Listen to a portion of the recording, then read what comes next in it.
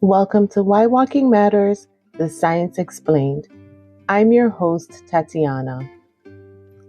Have you followed through with your walking goals for the new year? Or maybe you're a long-time walker, continuing your walking journey. How have you incorporated walking into your routine? Are you trying to walk more consistently? I'd love to hear from you, especially if the podcast has inspired you to walk more or to improve your walking adventure. Share your walking story at whywalkingmatters.com. I'd be delighted to hear from you and to share your story on the podcast. This month, we're keeping nutrition as our guidepost. And today, we're talking about one of the simplest habits you can add to your day, walking after meals. You've probably heard that walking is good for your health, but did you know that just 10 minutes of walking after you eat can meaningfully improve how your body handles blood sugar, digestion, and energy? Research suggests this habit can have powerful metabolic effects without needing a gym or intense workout. Let's unpack what the science actually says. What happens in your body after you eat?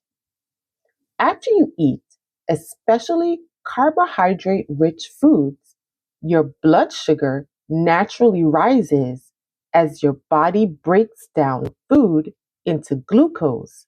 This spike is normal, but higher spikes and longer elevations increase stress on your metabolism. Studies show that light activity after eating, like walking, helps your muscles pull glucose out of your bloodstream more efficiently, lowering how high your blood sugar climbs and improving how your body uses insulin. In fact, research published in scientific reports found that a 10-minute walk immediately after meals suppressed post-meal blood glucose just as effectively as a 30-minute walk later in the day.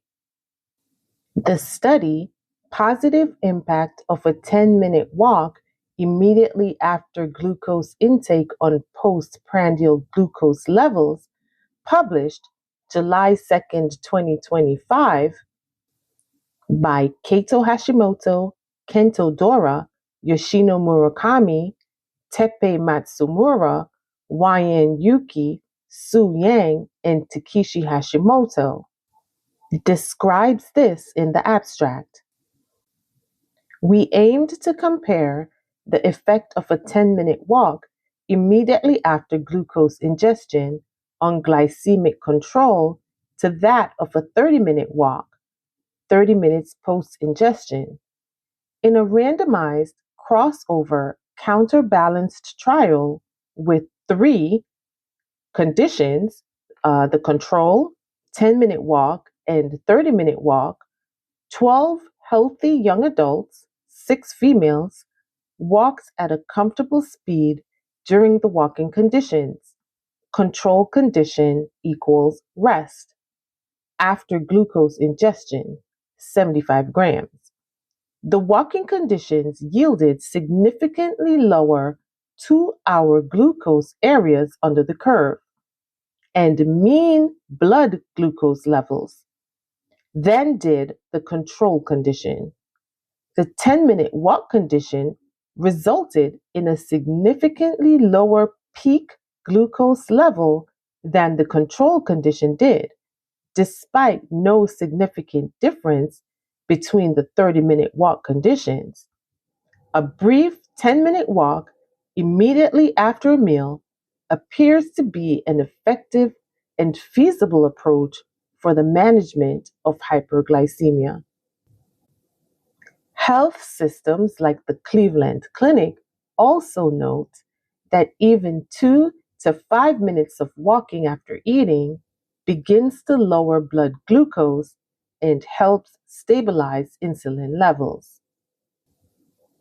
Why a short walk makes such a big difference? Your muscles act like metabolic sponges when they're active. They pull glucose from the bloodstream to use as fuel.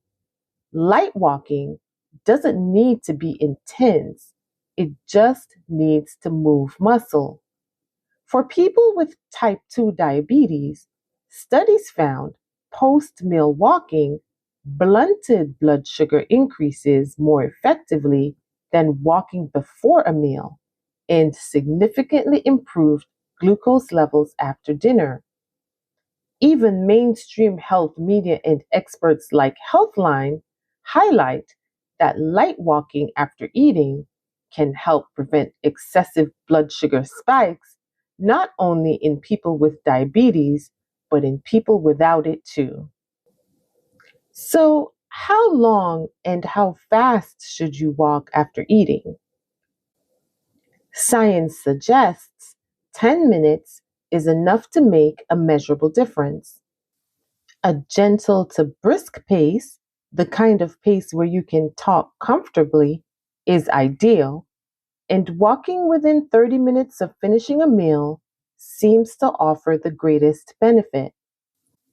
According to UCLAHealth.org, published March 15th, 2024, by Ask the Doctors, a reader asked, "Dear doctors, when I had my annual checkup last fall, the blood test showed I am close to having prediabetes.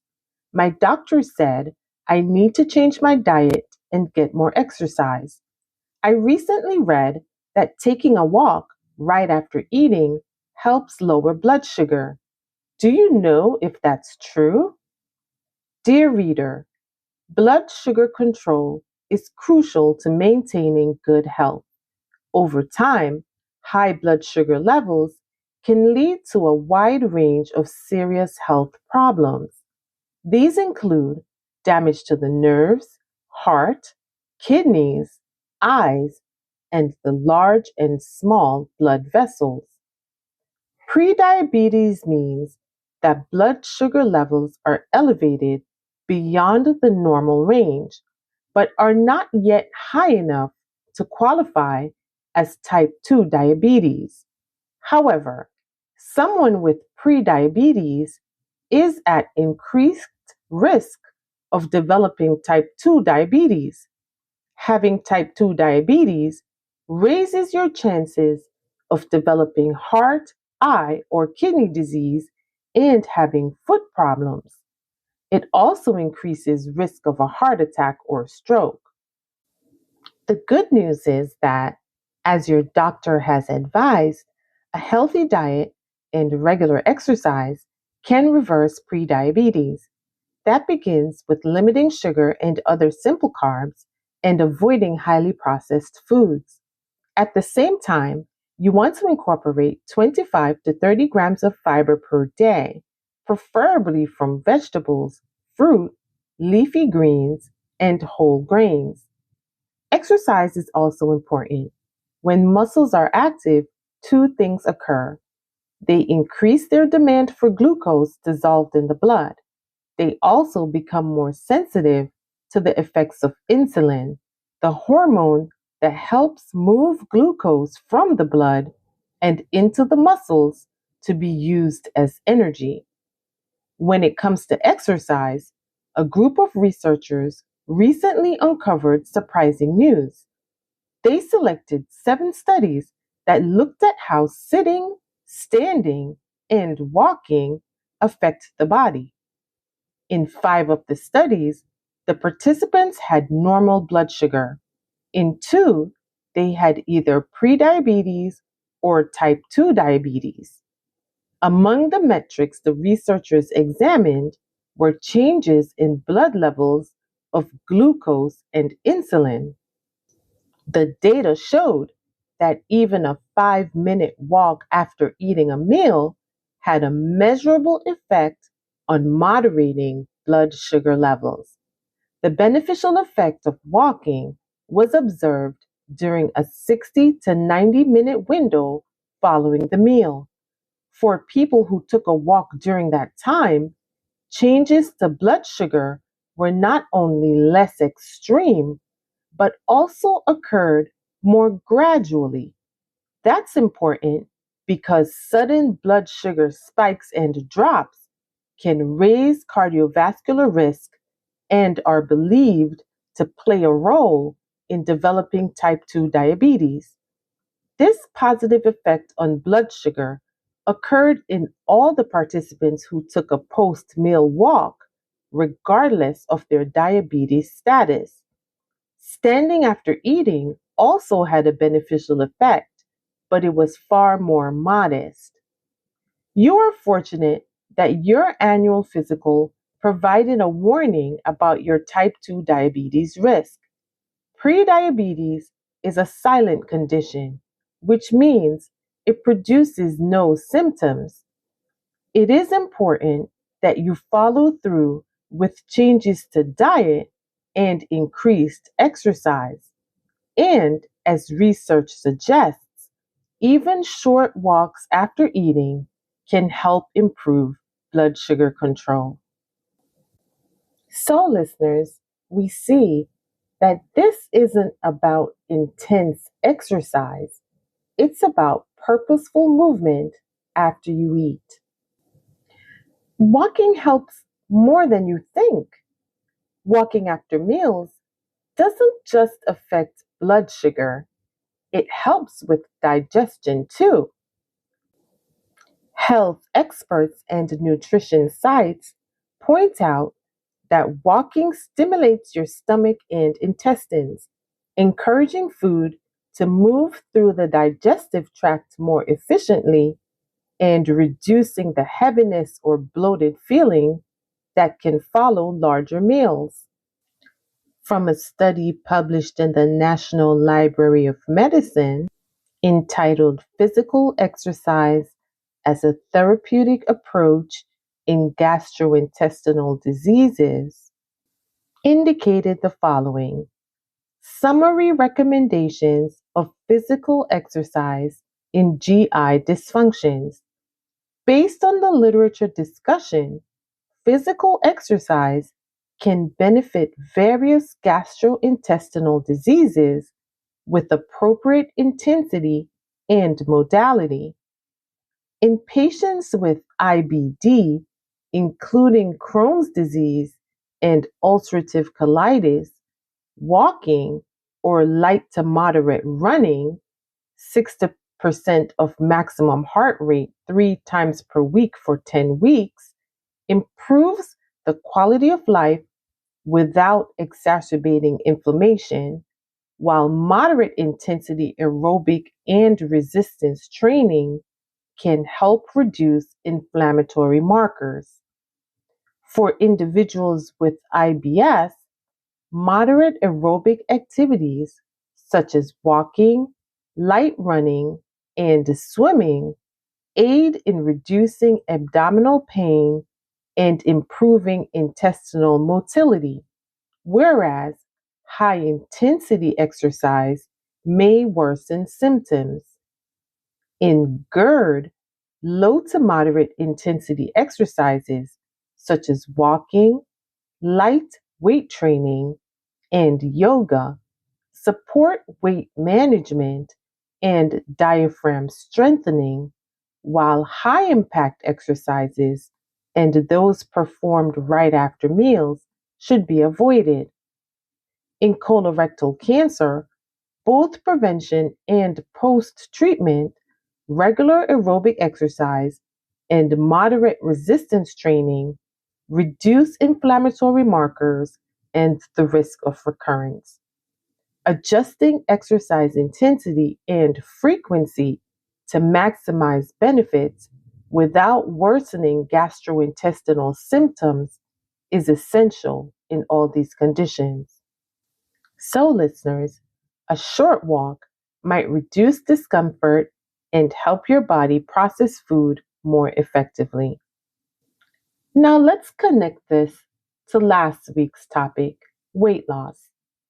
Walking after meals doesn't magically melt fat, but by helping your muscles use glucose rather than letting it linger in your blood, you reduce how often your body stores energy as fat over time. And by stabilizing blood sugar, you may also reduce cravings that lead to overeating later in the day. According to Healthline.com, it's well known that exercise plays a major role in weight loss in combination with a proper diet. To promote weight loss, you must be in a calorie deficit. This means that you burn more calories than you take in. Walking after meals could bring you closer to reaching a calorie deficit. So, paired with balanced nutrition, walking supports a sustainable weight loss plan without drastic diets or punishing workouts. So, listeners, how does nutrition and post meal walking work together? Walking after meals works best when your meals are balanced and nutrient dense. That means protein for fullness and muscle repair, fiber rich carbohydrates for steady glucose, and healthy fats for satiety. If your meal is filled with highly refined sugars alone, the spike in blood sugar will be harder to manage, even with a walk. But pairing whole foods with a post meal stroll makes it easier for your body to maintain stable energy and hunger levels. And one of my favorite and most important topics about walking, how to make it a real habit. Choose one meal. Start with dinner or lunch. After eating, lace up and walk for 10 minutes. Keep your pace comfortable, not rushed, and make it enjoyable. Music, scenery, or even a podcast helps. You don't need perfection, just consistency. So here's your takeaway. A short walk after a meal helps your body regulate blood sugar, supports digestion, creates consistency in movement, and is backed by science. Try it after your next meal and pay attention to how your body feels. Small habits like this, repeated over time, can have a big impact on your health. We've talked a lot today about glucose levels. If you'd like, check out episode 16 of the podcast, published in October 19th, 2025, about the benefits of walking for diabetes. And episode 23, published on December 7th, 2025, explains the top 5 ways to incorporate walking into your daily routine. And remember, you can send us a text, drop us an email, share a topic you'd like to learn more about, or share your walking story at whywalkingmatters.com. I look forward to hearing from you. And if you're enjoying this podcast, or if it's helped you at all in any way, be kind. Share with a friend. Until next time, listeners, happy walking.